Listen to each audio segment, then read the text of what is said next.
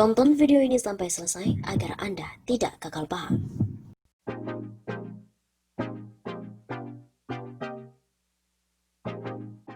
Pemadaman listrik malam hari siaga 1 jelang 30 September.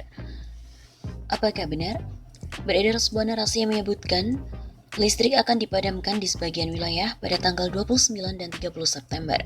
Narasi tersebut menyatakan semua ulama dan tokoh agama diminta untuk waspada dan mempersenjatai diri. Narasi tersebut beredar melalui pesan WhatsApp. Dalam narasi tersebut disebutkan listrik akan dipadamkan mulai pukul 7 malam. Berikut ini adalah narasinya.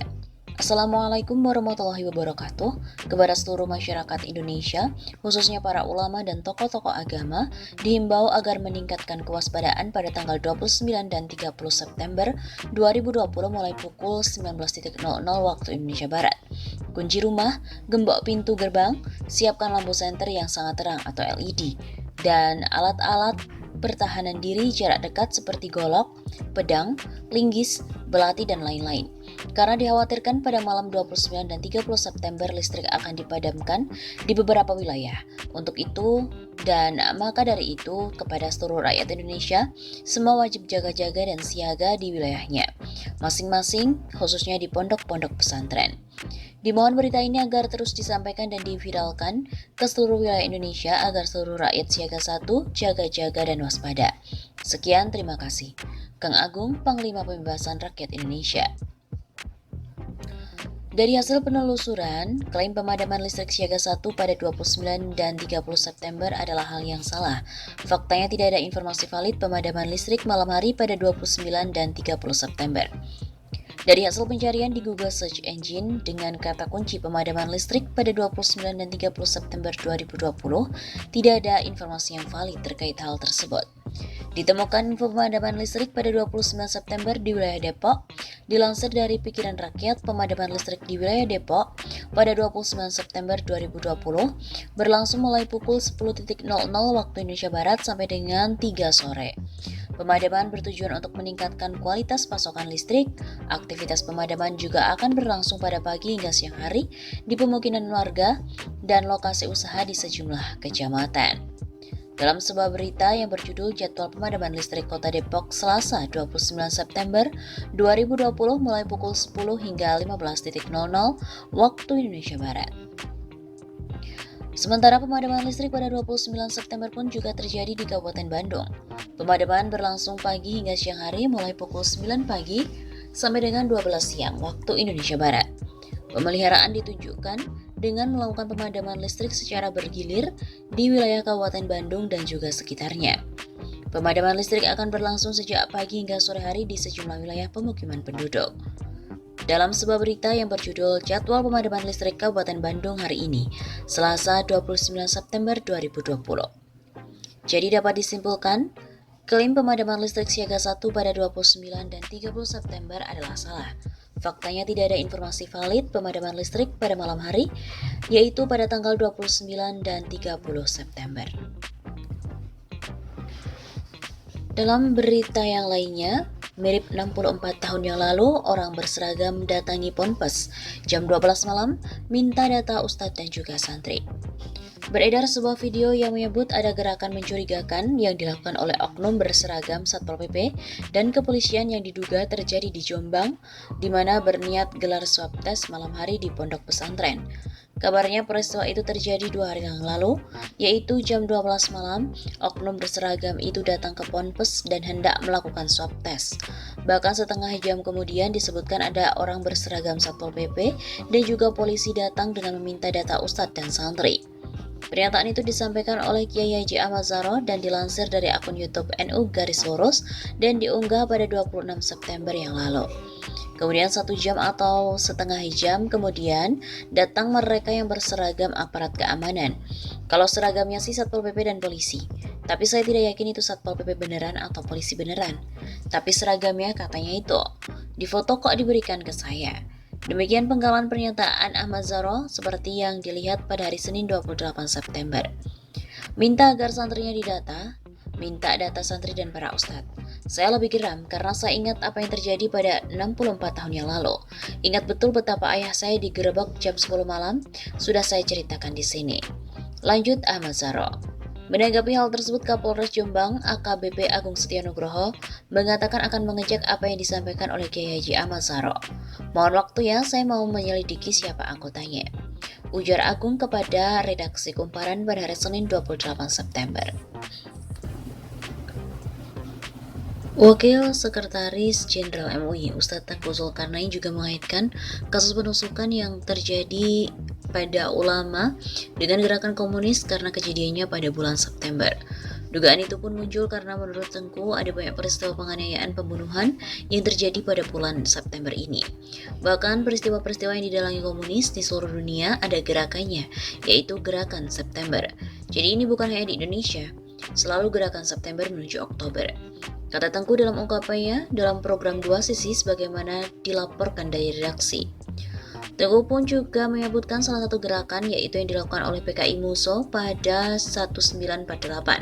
Banyak peristiwa begitu, penganiayaan di Indonesia hampir terjadi di bulan September. Jadi harus waspada, jangan segera fokus pada orangnya saja, oknumnya saja. Sebenarnya siapa mereka, kenapa terjadi dan selalu sistematis, terarah. Begitu kata Tengku Zulkarnain. Wasekjen MUI Ustadz Tengku Zulkarnain menduga kasus penusukan saat lalu Syekh Ali Jaber dilatari ketidaksukaan pendukung komunis dan sekuler terhadap pesan dakwahnya. Tengku Zulkarnain pun juga menyontohkan bagian ceramah yang dia yakini membuat sakit hati para komunis. Salah satu ceramahnya yaitu saya ingin berjuang dan banyak melahirkan penghafal Al-Quran. Dan satu hari nanti saya berharap ada imam yang mengimami 1 juta orang. Dan itu diimami presiden. Menurut Tengku, pesan tersebut menjadi momok bagi komunis dan sekuler. Hal itu berbahaya bagi mereka, sebab mereka nggak suka. Ustadz Tengku juga berharap polisi mendalami kemungkinan tersebut. Apakah isi ceramah ada kaitan dengan latar belakang penusukan Syekh Ali Jaber?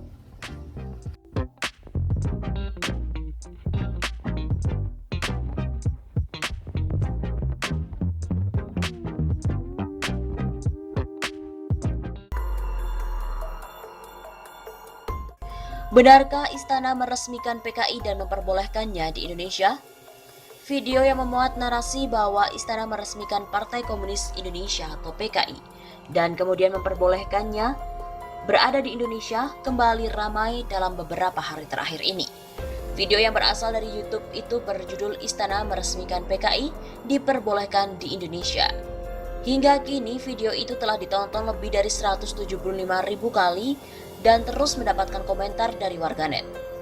Dalam video yang telah diunggah pada 24 Juni di tahun 2018 oleh kanal Crescent Moon itu, terdapat tulisan yang sama dengan judul video, yakni Istana meresmikan bahwa PKI diperbolehkan di Indonesia.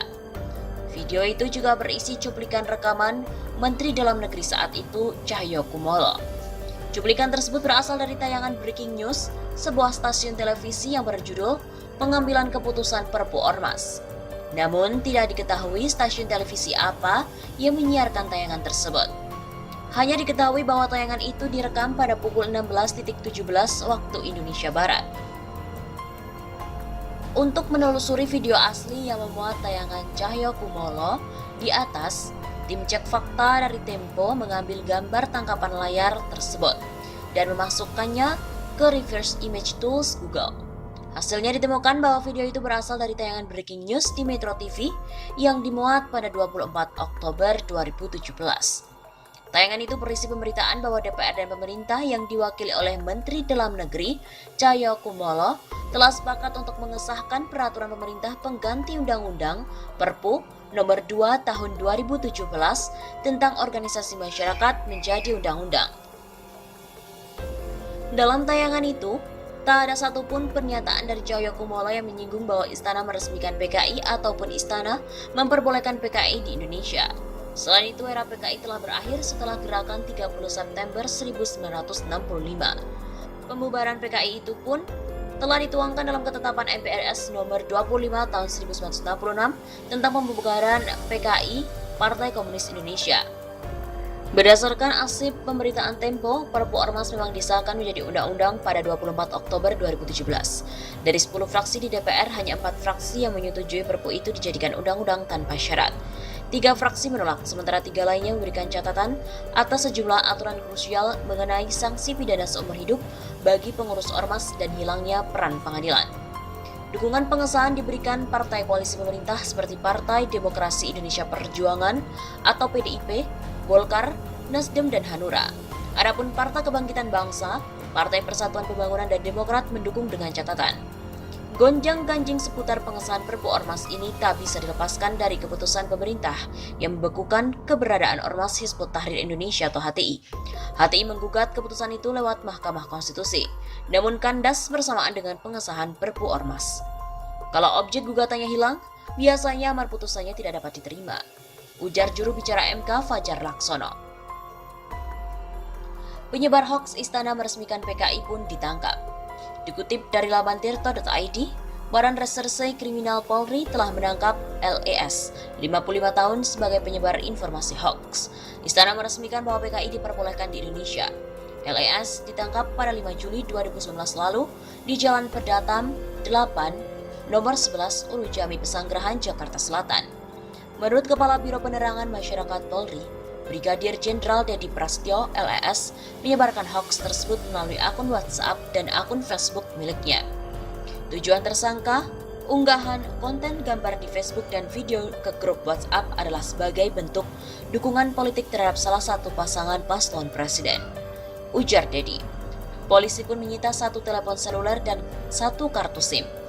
LES dikenai pasal 45A ayat 2 Jungto, pasal 28 ayat 2 tentang Undang-Undang Nomor 19 Tahun 2016 tentang perubahan atas Undang-Undang Nomor 11 Tahun 2008 tentang Informasi dan Transaksi Elektronik dan atau pasal 14 ayat 2 Undang-Undang Nomor 1 Tahun 1946 tentang Peraturan Hukum Pidana dan atau pasal 207 KUHP.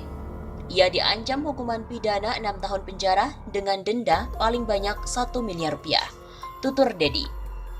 Dan kesimpulannya, berdasarkan pemeriksaan fakta, klaim bahwa istana meresmikan PKI atau istana memperbolehkan PKI di Indonesia merupakan klaim yang keliru.